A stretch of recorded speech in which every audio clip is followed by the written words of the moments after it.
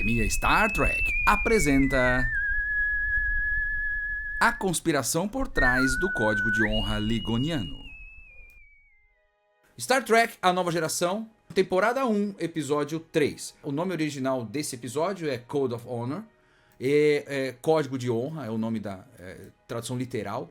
Ele é de 1987, tem 46 minutos esse episódio. Aí a direção é de Russ Mayberry e Les Landau.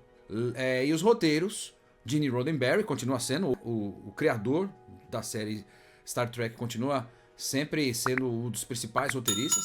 Também juntou-se com Catherine Powers e Michael Baron, beleza? E vamos ver qual é o tema disso. O tema é costumes peculiares, beleza? E a Tasha Yar é sequestrada, é um momento, né, complicado. Lembrando que, que a gente já viu aí a gente já comentou de 2 episódios do Next Generation, né? No primeiro episódio houve aquele sequestro de um grupo, né, feito pelo Q, né, que sequestra o grupo inteiro, né, um monte de gente dentro da nave, só que ele sequestra o povo dentro da nave e devolve o povo para dentro da nave no mesmo tempo que ele sequestrou, ou seja, ninguém percebeu o sequestro. Já nesse caso aqui, a Tasha Yar foi sequestrada mais uma vez, então ela que está sendo mais escolhida por enquanto aqui da base dos sequestros, né? Mas vamos lá, aí vamos contar um pouco aqui. E aqui também tem um detalhe importante desse episódio, que aqui mostra que a morte já nesse período aí, em 2000, né, no século 23, já vai ter sido superada. Aí você vai entender o porquê e como, né? Eles começam esse episódio, a Enterprise está sobrevoando o planeta de Ligon, e eles encontram ali, eles sabem que aquele planeta tem uma vacina muito importante, e que eles precisam para enviar para outro planeta. Então eles começam a tentar negociar ali. Aí eles vão falar com o líder principal de Ligon 2 aqui, que é o Lutan. Esse Lutan é esse cara mais alto que tá aqui no meio, ele é um líder bem excêntrico lá da turma de Ligon. O Lutan, ele foi interpretado então por Jesse Lawrence Ferguson, né, que faleceu agora em 2019, beleza? Ele levou uma comitiva, nessa comitiva você vê ele todo, né, cheio de pompas, tal. O Ragon, ele é o imediato, é o cara que dá vida, né, sabe, faz tudo pra defender o seu líder, né? E quem interpreta o Ragon é o Julian Christopher, que também faleceu aí há 2 anos, 2023. Beleza.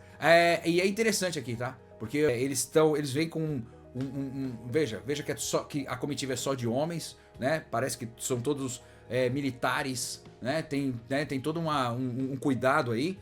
E detalhe, eles foram lá, quando eles chegaram lá, eles levaram uma cópia, né? Um princípio ativo da vacina, para que a doutora Crusher pudesse sintetizar a vacina com base nesse material que eles estão levando aí. Logo no começo, a primeira cena é isso. Eles entregam esse material lá. Aí, beleza, eles entregaram então a amostra para a doutora Crusher. A doutora Crusher está tentando trabalhar nessa vacina aí, porque se ela conseguir produzir ali com o material que eles entregaram, aí beleza, não precisa fazer nada, eles produzem, levam ali na produção e vai, beleza? E aí vai, vamos lá, aqui mostra aqui um pouco de como que é Ligon. Ele tem bastante água, né? Então é um planeta classe M também, né? Ele tem a vacina necessária para o planeta Styris 4. Essa vacina, então, essa doença que essa vacina resolve é a tal da febre Anquilis. E essa febre Anquilis tem matado uma galera lá, né, em Styris. E aí a Enterprise está passando por perto de Ligon, fala, vamos levar. Só que aí começa as tretas. O que acontece? Primeira coisa, nessa comitiva aqui, logo que eles estão aqui, a principal, a chefe de segurança, que é a Tasha Yar, ela foi receber a turma. E quando foi receber, essa galerinha aí, que você vê completamente machista, né, já chegou e falou, pô, peraí, mulher tá tomando conta aqui de segurança? Estranho, né? Costumes conhecidos da antiguidade, que é o que acontece, né? Acontece com muito claramente nesse episódio, é que eles retomam costumes de tribos, né, machistas, enfim, né, que deixam as mulheres em segundo plano, só que mulheres poderosas que podem, né, fazer diferença também. Então é interessante esse comentário aqui. Claro, sempre vai ter troca de presentes, porque como se fosse uma tribo, né, trocando culturas e presentes, né? Então tem troca tanto de presente quanto demonstrações culturais. Tanto uma cultura quanto a outra consegue fazer demonstrações culturais legais aqui. Então, o que acontece? Nessa cena aqui, por exemplo, né, nós estamos aqui, o Data está segurando um cavalo, e é uma escultura, então, de cavalo. Isso é interessante, que é apenas um presente. E aí, é claro, né, esse tipo de cuidados, né, de demonstrações culturais e afetividades, né? Isso é demonstrado por parte da federação para a turma de Ligon, para agradecer já essa parceria que eles estão fornecendo a vacina pra gente. Beleza, até aí tudo bem. Além disso, eles falaram, vamos fazer uma demonstração do nosso holodeck, porque o holodeck é um negócio que não é todo mundo que tem, e o holodeck serve para várias coisas, né? No primeiro episódio mostrou lá eles mostrando cenas de um ambiente, né, onde tinha água, natureza e tudo mais, para fazer treinamentos de floresta, e também serve para treinamentos de luta, que aqui no caso, aqui tem um programa onde esse cara que tá de kimono, ele é um programa, é um holograma, e que consegue lutar, né, com a Tasha Yar, e aí beleza, também demonstrando força, e é interessante isso aqui, né, para você que quer conhecer um pouco mais sobre a série Star Trek, tem que saber do que se trata o holodeck. A gente já teve outros vídeos falando sobre o holodeck, né? Inclusive o primeiro dia que o holodeck apareceu, a gente já falou aqui, tem outro vídeo comentando aqui também no canal. Então aqui o que acontece? Nesse episódio mostra uma demonstração de força do holodeck. E aí a Tasha Yar, ela mostra uma luta, demonstra uma luta aqui.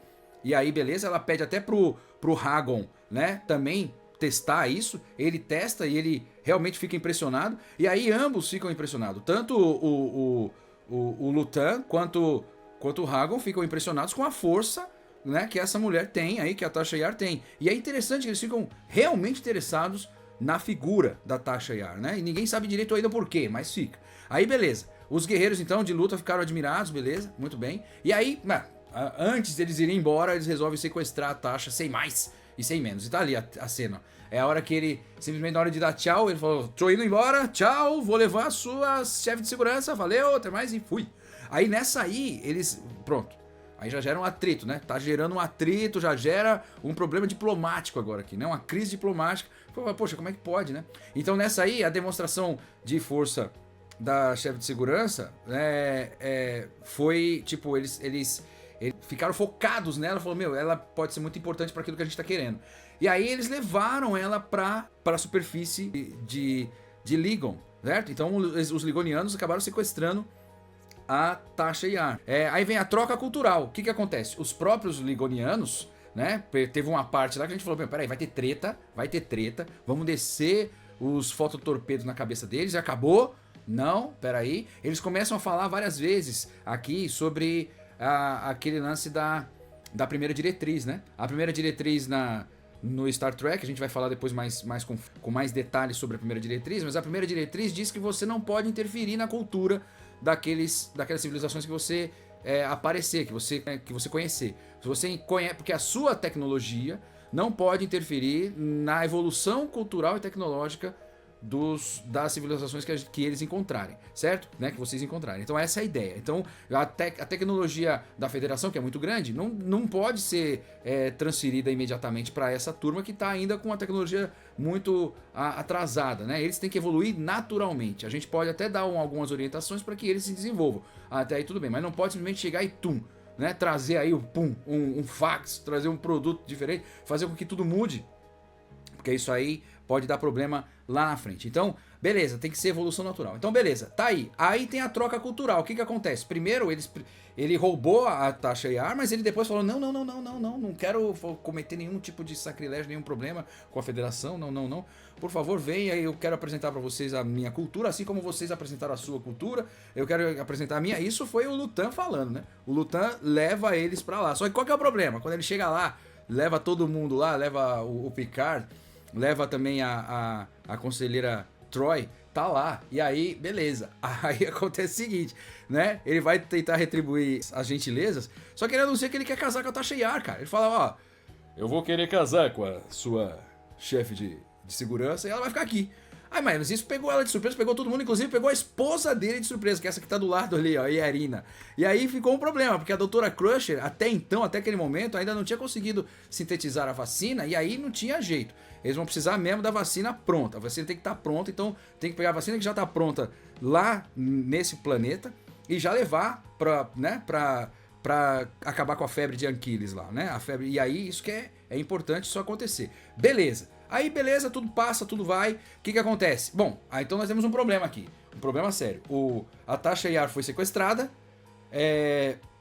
Ela acabou de ser anunciada como noiva do imperador, né? Só que detalhe, esse imperador, na verdade, ele é casado já com uma outra mulher, e a mulher não parece ter gostado, não. E detalhe, tem um detalhe aqui cultural da turma dos Ligonianos, que é o seguinte: se acontece um tipo de coisa assim, por exemplo, se o líder resolve casar com outra mulher, e ela teria que brigar, ela tem que brigar com a esposa dele atual pra uma das duas morrer.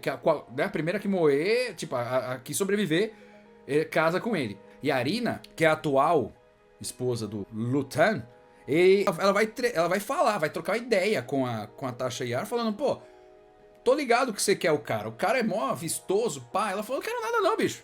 Se liga aí, fica aí com o seu marido aí, de boa, eu quero voltar pra minha nave, e tá de boa, e tá boaça, sem problema. Ela falou, não, mas não é possível, o cara ele é um cara muito viril, pá.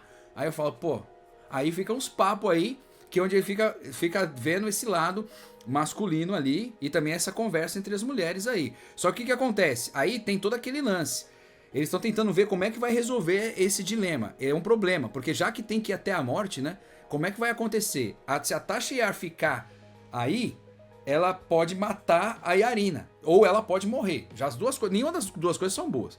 Mas detalhe, se ela sair daí, eles não vão ficar com aquela vacina que eles precisam.